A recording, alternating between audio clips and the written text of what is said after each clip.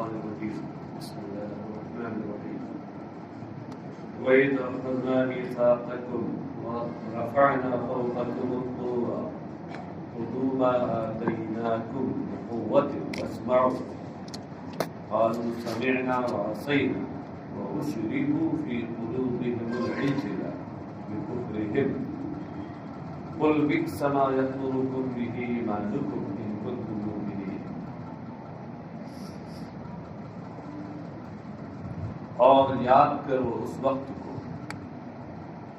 جب ہم نے تم سے پختہ عہد و پیمان لیا. کس چیز کا عہد و پیمان؟ عہد و پیمان بھی کسی چیز پہ ہوتا ہے، اس کا بیان قرآن کریم میں نہیں ہے. مفسر اس کو بتاتے ہیں میثاقکم علی العمل بما فی التوراۃ، توریت کے احکام پر، توریت کی تعلیمات پر عمل کرنے کا پختہ عہد و پیمان لیا. بما فی التوراۃ میں ما سے مراد احکام و تعلیمات. وَرَفَعْنَا فَوْقَكُمُ الطُّورَ، جبکہ ہم نے تمہارے اوپر طور پہاڑ کو بلند کر رکھا. مطلب تم سے عہد و پیمان لیا تھا حضرت موسیٰ کے ذریعے کہ تم توریت کے احکام و تعلیمات پر عمل کرو گے، لیکن تم نے اس عہد و پیمان کو پورا نہ کیا. تو جیسے ایک حاکم اپنے ملک کے قوانین منوانے کے لیے کبھی سختی کرتا ہے، دیکھتا ہے کہ جب وہاں کی رعایا ملکی قانون نہیں مانتی ہے تو سختی سے پیش آتا ہے. تو ایسے ہی ہم نے تمہارے اوپر طور پہاڑ اکھاڑ کر کے تمہارے اوپر سروں پہ کر دیا کہ اگر نہیں مانتے ہو تو گرا دیں گے، ایسی میں مر جاؤ گے. وَرَفَعْنَا فَوْقَكُمُ الطُّورَ، ہم نے تمہارے اوپر طور پہاڑ کو بلند رکھا. اس سے پہلے قد نکالا ہے مفسر، اشارہ یہ کیا کہ یہ جملہ حالیہ ہے، اور جب فعل ماضی حال بنے تو قد کا ہونا اس میں ضروری ہے. چاہے لفظاً ہو، لفظاً ہے تو سبحان اللہ، نہیں لفظ میں ہے تو مقدر مانا جاتا ہے. یہاں مقدر ہے، وہی ظاہر.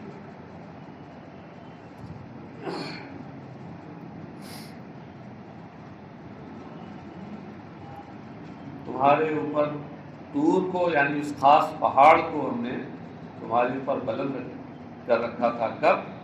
حین امتنعتم من قبولها، جب تم نے اس کے قبول کرنے سے انکار کیا تھا. اس کے قبول کرنے سے تم بعد آئے تھے. اور یہ طور پہاڑ کیوں بلند کر رکھا تھا؟ لیسقط علیکم، تاکہ تمہارے اوپر وہ گر پڑے. یسقطا جس کو پڑھ سکتے ہیں، تاکہ تمہارے اوپر گرا دیا جائے. وَقُلْنَا خُذُوا مَا آتَيْنَاكُمْ بِقُوَّةٍ وَاسْمَعُوا، وَقُلْنَا نکال کر یہ بتایا کہ خُذُوا کا عطف رفعنا پہ ہے. کیونکہ اگر یہ قلنا نہ نکالتے تو اس صورت میں خُذُوا کا عطف رفعنا پہ صحیح نہ ہوتا. رفعنا جملے فعلیہ خبریہ ہے اور خُذُوا جملے فعلیہ انشائیہ ہے. انشائیہ کا خبریہ پہ نہیں ہوتا. اس لیے قلنا نکالا کہ یہ اس پر معطوف ہے بتقدیر قلنا، اور جب یہ قلنا کا مفعولہ ہوگا تو اب تو قلنا اصل ہوگا نا، یہاں وہ جملے خبریہ ہے، اس لیے خبریہ کا خبریہ پہ ہو جائے گا اور صحیح ہوگا. بقوت یعنی بجد و اجتہاد. اور ہم نے یہ کہا کہ ہم نے تمہیں جو دیا ہے اس کو پوری طاقت کے ساتھ یعنی پوری کوشش اور محنت کے ساتھ اس کو پکڑو اور اختیار کرو. واسمعوا، اور سنو. ما تؤمرون به، سمع یسمع، یہ فعل متعدی ہے. فعل متعدی کے لیے مفعول بھی ہوتا ہے. یہ اور بات ہے کہ وہ مفعول جو ہوتا ہے وہ عمدہ کلام نہیں ہوتا، فضلہ ہوتا ہے، اس کا حذف جائز ہوتا ہے عام حالات. یہاں بھی محذوف ہے. کیا محذوف ہے؟ ما تؤمرون به نکال کر کے اسی مفعول بھی محذوف کی جانب اشارہ کیا، سمجھے؟ اور پھر سماع قبول آگے بڑھایا۔ یہ ترکیب میں تو اسمعوا کا مفعول مطلق نوعی ہے، اس میں اس بات کی جانب اشارہ کیا کہ السمع والسماعت کے دو معنی ہیں۔ سمع کا ایک معنی ہوتا ہے سننا، اور دوسرا معنی ہوتا ہے کان لگا کے سننا، غور سے سننا، قبولیت کے کانوں سے سننا۔ شیخ جن لوگوں نے پڑھی ہوگی لکھا ہوا ہے السمع والسماع شنیداً بگوش فراداشتن، سننا اور کان لگا کے غور سے سننا۔ تو سماع قبول لگا کر کے یہ بتایا کہ سمع سے مراد صرف سننا نہیں ہے بلکہ سن کر کے ماننا بھی، یہ مراد ہے۔ قبولیت کے کانوں سے اسے سنو جس کا تمہیں حکم دیا جا رہا ہے۔ قالوا سمعنا وعصینا، انہوں نے کہا ہم نے سنا۔ کیا سنا؟ قولک، سمعنا کا مفعول بھی محذوف، اس کو نکالا مفسر نے۔ ہم نے، اے اللہ ہم نے تیری بات سنی، وعصینا عصینا امرک، اگر تیری بات مانی نہیں، نافرمانی کی، حکم کی، تیرے حکم کی نافرمانی کی۔ دونوں جگہ قولکا اور امرکا جو نکالا ہے وہ مفعول بھی محذوف کی جانب اشارہ کیا۔ وَأُشْرِبُوا فِي قُلُوبِهِمِ الْعِجْلَ، اور بچھڑا ان کے دلوں میں پیوست کر دیا گیا تھا، پلا دیا گیا تھا بچھڑا۔ بچھڑا بھی کوئی پلانے کی چیز ہے؟ ارے پانی یا کوئی سیال چیز، لیکوڈ چیز، وہ پلائی جاتی ہے کسی کو؟ بچھڑا جیسا کوئی جامد، اس کو کہیں پلایا جاتا ہے؟ قرآن کہہ رہا کہ اشربوا فی قلوبہم العجل، مفسر کہتے ہیں خالط حبہ قلوبہم کما یخالط الشراب، یعنی بچھڑے کی محبت ان کے دلوں میں پیوست ہو گئی تھی۔ خالط، پیوست ہو جانا، مل جانا۔ اس سے کیا اشارہ کیا کہ قلوبہم میں یہاں مضاف محذوف ہے، یہ قلوبہم، وہ قلوبہم میں نہیں، اجل میں مضاف محذوف ہے۔ یہ قلوبہم حب العجل، حبہ مضاف محذوف، ان کی محبت، بچڑے کی محبت ان کے دلوں میں پلا دی گئی تھی، جس طرح شراب پلا دی جاتی ہے یا پیوست ہو جاتی ہے۔ اس سے اشارہ اس بات کی طرف کیا کہ یہاں عبارت میں استعارہ ہے، بچڑے کی محبت کو ایک شراب سے تشبیہ دی گئی، پھر شراب جو مشبہ بھی ہے اس کو حذف کر کے اس کے لوازم و مناسبات میں سے اشربو کو ذکر کر دیا گیا، تو اس طرح استعارہ مکنیہ ہے اس میں۔ اور آپ جانتے ہیں کہ استعارہ کی اصل اور بنیاد تشبیہ ہوتی ہے۔ البلاغۃ الواضحہ میں آپ نے تعریف یہی پڑھی ہوگی کہ الاستعارۃ تشبیہ حذف احد الطرفین، یہ استعارہ اس تشبیہ کا نام ہے جس کے طرفین یعنی مشبہ مشبہ بھی میں سے کسی ایک کو حذف کر دیا جائے، کسی ایک کو حذف کر دیا جائے تو وہ تشبیہ استعارہ بن جائے۔ بے کفرہم، ان کے کفر کے سبب، قل لہم بئس ما یأمرکم بہ ایمانکم، ان سے فرما دیجئے کتنی بری ہے وہ چیز کہ تمہارا ایمان جس کا تمہیں حکم دیتا ہے۔ تمہارا ایمان یعنی ایمان بالتورات، تورات پر جو تمہارا ایمان ہے، جس کے تم دعوے دار ہو، تمہیں جس چیز کا حکم دیتا ہے وہ چیز کتنی بری ہے۔ بیسما شے کے بعد شیئن بڑھایا، نیچے محشی نے لکھا اشار بذالک الی ان ما نکرۃ بمعنی شیء مفسرۃ لفاعل بیسا، مفسرۃ لفاعل بیسا، اس بات کی جانب اشارہ کیا شیئن نکال کر کہ بیسما میں جو ما ہے یہ نکرہ ہے، شیئن کے معنی میں ہے، اور یہ بیسا کے فاعل کی تمیز ہے۔ مفسرہ کا معنی اس کی تمیز ہے۔ تمیز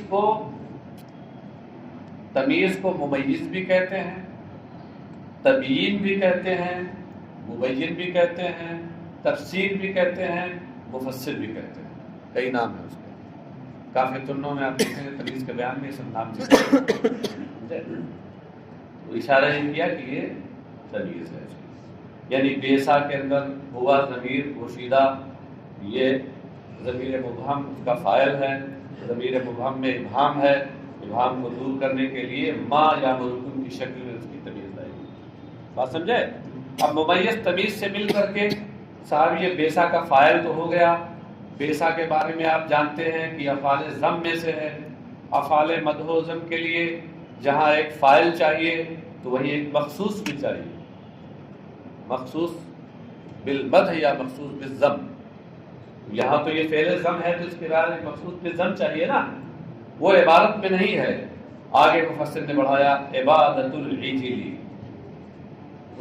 گوسالہ پرستی، اس بچھڑے کی پرستش جس کا تمہارا ایمان بالتوریت حکم دیتا ہے، یہ کتنی بری چیز ہے۔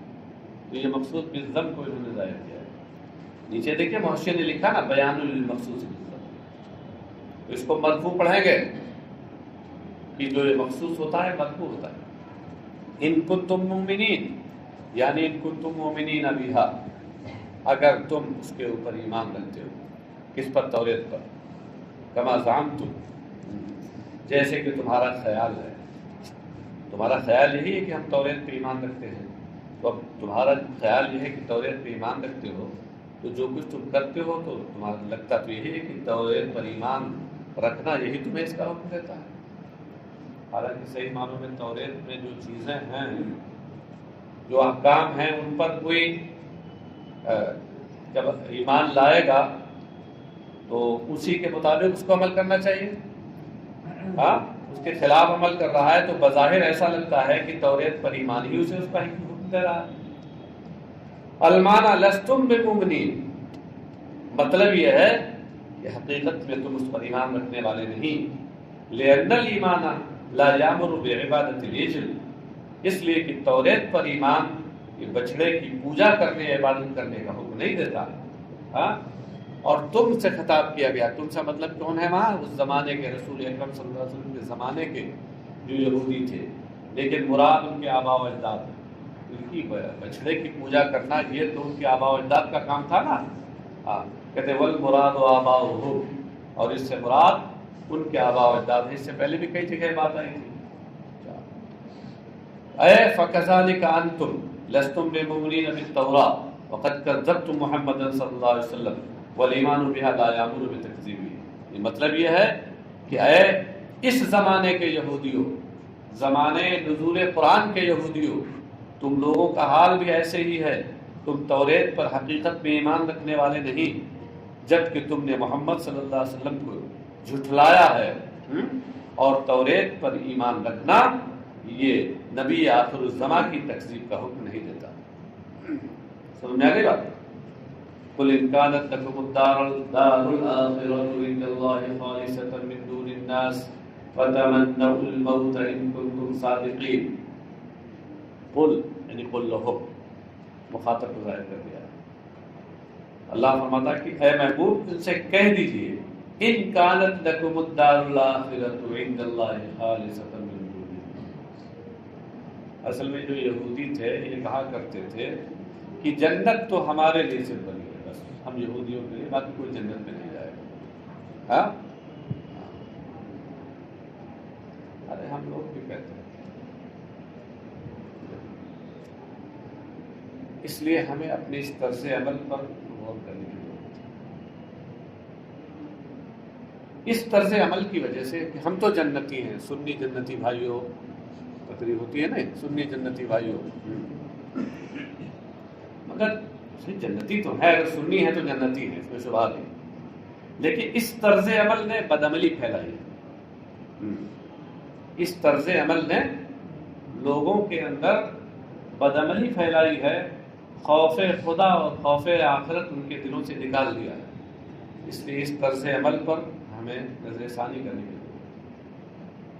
سیدنا عمر فاروق اعظم رضی اللہ تعالیٰ عنہ جیسے جلیل الشان صحابی کہ جن کے بارے میں نبی اکرم صلی اللہ علیہ وسلم نے فرمایا لو کان بعدی نبی لکان عمر، میرے بعد اگر کوئی نبی ہوتا تو عمر ہوتا۔ یہ شان ان کی، کیسا خوف خدا تھا فرماتے تھے۔ اگر یہ اللہ کی طرف سے اعلان ہو جائے کہ سارے لوگ جنت میں جائیں گے سوائے ایک کے، تو عمر سمجھے گا کہیں میں ہی نہ ہوں۔ کیسا خوف خدا تھا ہاں۔ اور یہاں تو ہم تو اعلیٰ حضرت کا شعر بے موقع پڑھتے ہیں، ہم رسول اللہ کے جنت رسول اللہ، بے موقع پڑھتے ہیں، اس موقع کے لیے نہیں ہے۔ خوف خدا ہونا چاہیے۔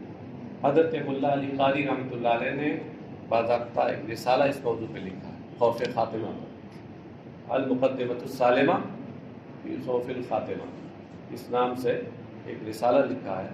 ہمارے یہاں مولانا رئیس اختر نے اس کا ترجمہ بھی کیا ہے اور اس کے حواشی وغیرہ بھی لکھے ہیں، اس کو آپ کو پڑھنا چاہیے کہ ہمارے اکابر کا طرز عمل اس سلسلے میں کیا تھا، کیسا خوف خدا ان کے اندر۔ تو اس طرح کی تقریریں ہمیں نہیں کرنی چاہیے کہ جس سے عام لوگوں میں جو مسئلے کی حقیقت نہیں جانتے ہیں ان سے خوف خدا رخصت ہو جائے، ہرگز نہیں کرنا چاہیے۔ ہاں صاحب، بہرحال تو یہ یہودی کہا کرتے تھے کہ جنت تو صرف ہمارے لیے، یہودی لوگ جنت میں جائیں گے، باقی اور کون جائے گا؟ تو اللہ تعالیٰ فرماتا ہے کہ ان سے کہہ دیجئے ان کانت لکم الدار الآخرۃ عند اللہ خالصۃ من دون الناس فتمنوا الموت ان کنتم صادقین، اگر اللہ کے یہاں آخرت والا گھر صرف خاص تمہارے لیے ہو، لوگوں کے لیے نہ ہو، فتمنوا الموت ان کنتم صادقین، ذرا موت کی آرزو کرو اگر تم سچے ہو اپنے اس دعوے میں۔ ہاں، اور موت سے ہم لوگ بہت ڈرتے ہیں، کیوں بھائی؟ ارے بعض تو ایسے لوگ ہیں کہ موت کا ذکر کرنے لگیے، نہیں چھوڑو دل بیٹھا جا رہا ہے، چھوڑو اور کوئی دوسری بات کرو۔ حالانکہ صوفیہ کے یہاں یہ تھا کہ کوئی مجلس موت کے ذکر سے خالی نہیں ہوتی، ہمیشہ تصور آخرت اور تصور موت ان کے سامنے ہوتا تھا۔ آپ دیکھیں ہمارے مذہب کا مزاج کیا ہے، نکاح کا خطبہ خوشی کے موقع پہ پڑھا جاتا ہے، خوشی کا موقع ہے خطبہ نکاح پڑھا جاتا ہے، کیوں؟ مگر اس میں کیا ہے؟ یا ایھا الذین آمنوا اتقوا اللہ، یا ایھا الذین آمنوا اتقوا اللہ حق تقاتہ ولا تموتن الا وانتم مسلمون، اے ایمان والو اللہ سے ڈرو جیسا ڈرنے کا حق ہے، ولا تموتن الا وانتم مسلمون، تمہاری موت اسلام اور ایمان کی حالت میں ہونی چاہیے۔ موت کا ذکر وہاں بھی آ رہا ہے۔ آپ سوچتے ہوں گے کہ یہ بے موسم کی بارش ہے، خوشی کا موقع ہے اور موت کا تذکرہ ہے، بے موسم نہیں ہے، آپ کی سوچ بے موسم ہے، بے موسم بارش نہیں ہے، موسم پہ بارش ہو رہی ہے، اس لیے کہ ہم لوگ شادی اور خوشی کے موقع پر ہدے پھلانگنے لگتے ہیں، اور جس مذہب کو ہم مانتے ہیں اس نے جہاں ہمیں غم منانے کے لیے حدیں بتائی ہیں، خوشی منانے کے لیے بھی حدیں مقرر کی ہیں۔ اس لیے یہ آیت وہاں رکھی گئی ہے کہ تم کہیں شادی اور نکاح کی تقریب کی خوشیوں میں مدہوش ہو کر کے موت کو نہ بھول جاؤ، موت کو یاد رکھنا۔ خیر چلیے صاحب، دار الآخرۃ ای الجنہ، ان کانت لکم الدار الآخرۃ ای الجنہ، اس سے اشارہ کیا اس بات کی طرف کہ الدار الآخرہ سے مراد جنت ہے، بطور مجاز مرسل، کیونکہ دار آخرت یعنی آخری گھر یہ تو بہت عام ہے، اور جنت اس سے خاص ہے، تو عام بول کر خاص مراد دیا گیا۔ مجاز مرسل میں ایسا ہوتا ہے نا کہ لفظ کے معنی حقیقی اور مجازی کے درمیان کبھی علاقہ عموم ہوتا ہے، کبھی علاقہ خصوص ہوتا ہے، یہاں علاقہ عموم ہے۔ ان اللہ خالصۃ، خالصۃ کا معنی خاصۃ، من دون الناس کما زعمتم، جیسا کہ تمہارا گمان ہے، فتمنوا الموت ان کنتم صادقین، تو تم موت کی آرزو کرو اور تمنا کرو اگر تم سچے ہو۔ یہاں غور کیجئے، دو شرطیں ہیں اس جملے میں، ان کانت لکم الدار الاخرہ ایک شرط، اور ایک شرط تمنوا الموت کے بعد ہے ان کنتم صادقین، دو شرطیں ہیں نا، اور جزا کون ہے؟ صرف ایک ہے، وہ ہے تمنوا الموت۔ ہاں تو اب صاحب اس کا کیا مطلب ہوگا، اس کی کیا صورت ہوگی؟ تو ایک ضابطہ بتا رہے ہیں کہ تعلق بتمنی ہی الشرطان، تمنی ہی ہے تمنی الموت، اس موت کی تمنا اور آرزو سے دو شرطوں کا تعلق ہے۔ علی ان الاول قید فی الثانی، اس طور پر کہ پہلی شرط شرط ثانی کی قید ہے۔ پہلی شرط کون ہے؟ دار آخرت کا اللہ کے یہاں یعنی جنت کا خاص تمہارے لیے خاص ہونا، یہی نا ہے پہلی شرط۔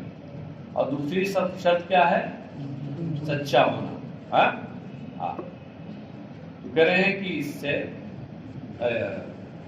موت کی تمنا اور آرزو سے دو شرطیں متعلق ہیں، اس طور پر کہ پہلی شرط دوسری شرط کے لیے قید ہے۔ تو اب مطلب کیا ہو جائے گا؟ اَإِن صَدَقْتُمْ فِي زَعْمِكُمْ أَنَّهَا لَكُمْ فَتَمَنَّوُا الْمَوْتَ، یہ مطلب کہ اگر تم اپنے اس گمان میں قول میں سچے ہو کہ جنت خالص اور صرف تمہارے ہی لیے ہے، فَتَمَنَّوُا الْمَوْتَ، تو موت کی آرزو کرو۔ کہ وَمَنْ كَانَتْ لَهُ يُؤْثِرُهَا، اس لیے کہ جنت جس کے لیے خاص ہوتی ہے تو وہ تو اس کو ترجیح دیتا ہے، سمجھے؟ خالص اب اس کو جنت ملنا ہے، کسی اور کو ملنا نہیں۔ تو من کانت لہو یعنی من کانت الجنت لہو اور من کانت الدار الاخرۃ لہو یوثرها، اور سارا یوثر ایثار کا معنی کیا ہوتا ہے؟ ترجیح دینا، وہ تو اس کو ترجیح دیتا ہے۔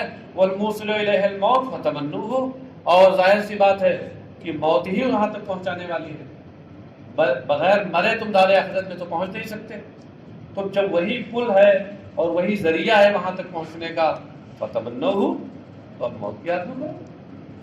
وَلَن يَتَمَنَّوْهُ أَبَدًا بِمَا قَدَّمَتْ أَيْدِيهِمْ وَاللَّهُ عَلِيمٌ بِالظَّالِمِينَ، اور ہرگز وہ کبھی بھی موت کی تمنا نہ کریں گے، بما قدمت ایدیہم، ان بدعملیوں کی وجہ سے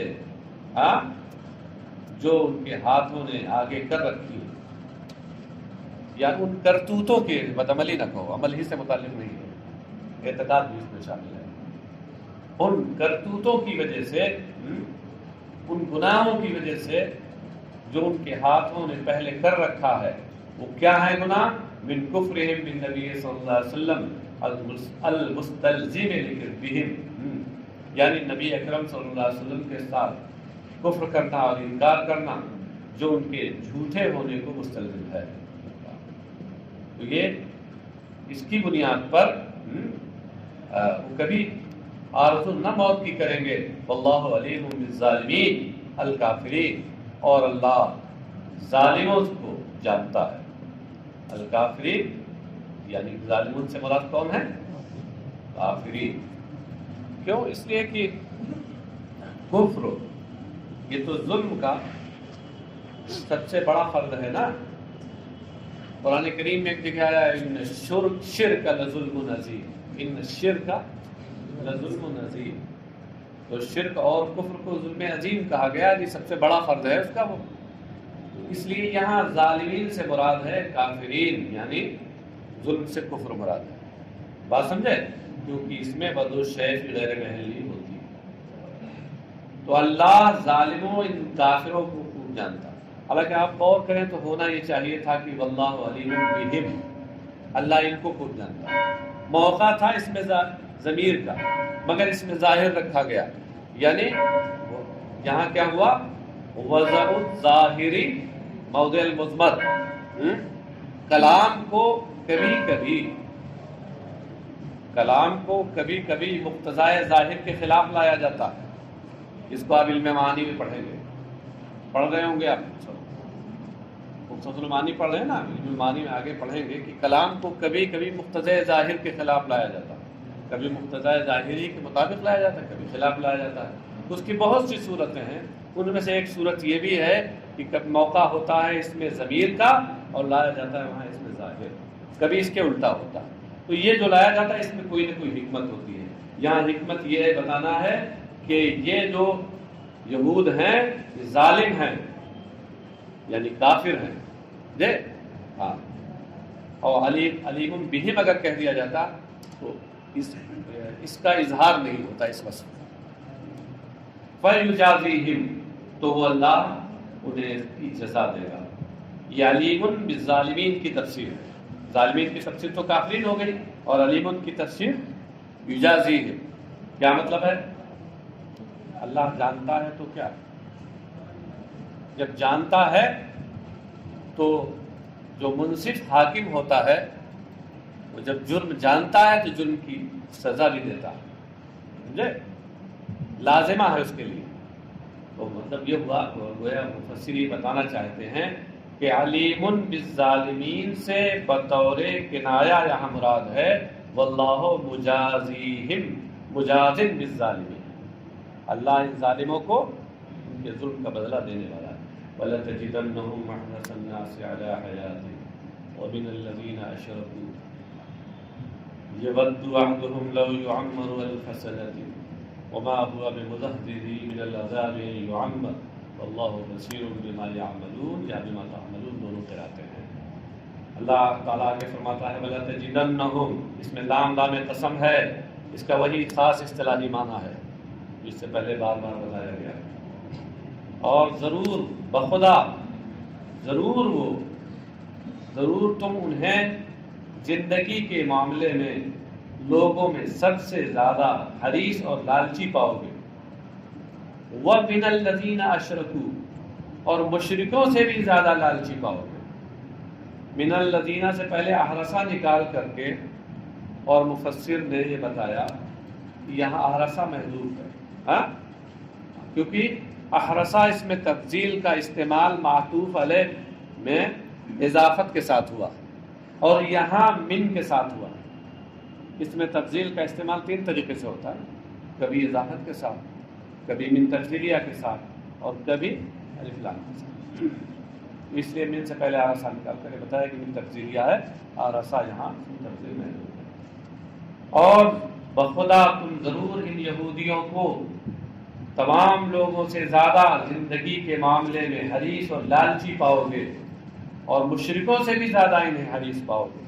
وہ مشرک المنکرین للبعث علیہا لعلمہم بأن مصیرہم الی النار دون المشرکین لانکارہم لہ. ان مشرکوں سے بھی زیادہ کہ جو بعث کے منکر ہیں، بعث بعد الموت کا جو انکار کرنے والے ہیں، اور جن کا عقیدہ یہی ہے کہ مرنے کے بعد دوبارہ زندہ نہیں کیا جائے گا. آپ سے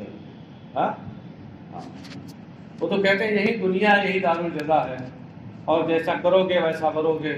اب اگر مرو گے تو تمہاری روح، اگر تم اچھا کام کر کے جاؤ گے تو اگلا جنم تم جو لو گے اس میں تمہاری جو آتما ہے وہ کسی دوسرے ڈھانچے، اچھے ڈھانچے میں آ جائے گی، اور اگر تم نے برا کام کیا تو تمہاری آتما کسی برے ڈھانچے میں ڈال دی جائے گی. اسی کو آواگمن کہتے ہیں. یہاں کے ہندوؤں کا یہی عقیدہ ہے، آواگمن کا، تناسخ جس کو عربی میں کہتے ہیں. تناسب یہاں غیر اسلامی ہے. یہ تو بعض بعد الموت کے منکر ہیں، تو ان سے زیادہ تم حریص پاؤ گے. کس کے؟ علیہا. یہ علیہا جو نکالا ہے یہ احرسا کا وہی متعلق نکالا ہے. موت کا کے زیادہ حریص پاؤ گے.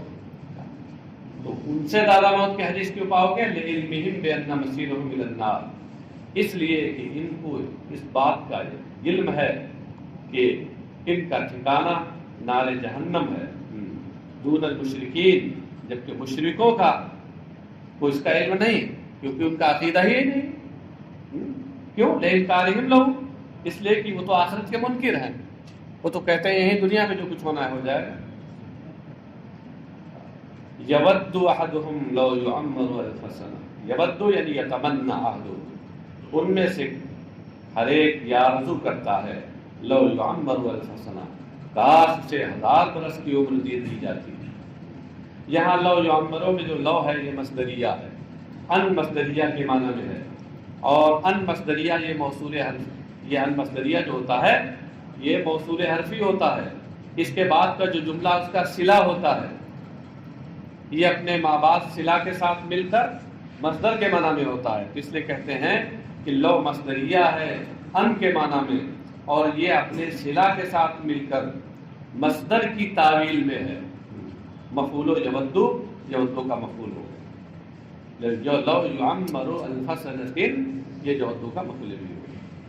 وما ہوا بمزحزحہ من العذاب ان یعمر، وما ہوا یعنی وما احدہم بمزحزحہ مبعدہ من العذاب، یہ مزحزح کا معنی لغوی بتا دیا، زحزحہ کا معنی ابعد، تو مزحزح کا معنی مبعد، اور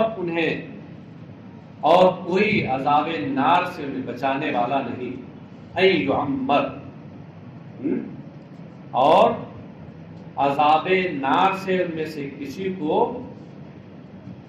یہ چیز بچانے والی نہیں کہ انہیں لمبی عمر دی جائے، یعنی یعمر فاعل مزحزحہ، یہ مزحزحہ کا فاعل ہے، حاصل کیا ہوا کہ ما جو ہے اس کے بعد جو جملہ آ رہا ہے تو ہوا اس میں مبتدا ہے، اور مزحزحہ یعمر یہ جملہ اسمیہ اس کی خبر ہے، اس طور پر کہ ان یعمر اس میں ان ناصبہ موصول حرفی، یہ مفعول، یہ مبتدا مؤخر ہے، اور مزحزحہ من العذاب یہ خبر مقدم ہے، مبتدا اپنی خبر سے مل کر پھر خبر ہے ما ہوا ما کی، ہاں ان یعمر فاعل مزحزحہ یہ اس کا فاعل ہے، اور ان یعمر میں ان ناصبہ مصدریہ ہے تو معنی ہوا ہے تعمیرہ، تعمیرہ کے معنی میں ہو گیا، واللہ بصیر بما یعملون، اور اللہ اس کو خوب جانتا ہے جو یہ کرتے ہیں، یا بما تعملون جو تم کرتے ہو، یا امتا کے ساتھ دو قرات ہے،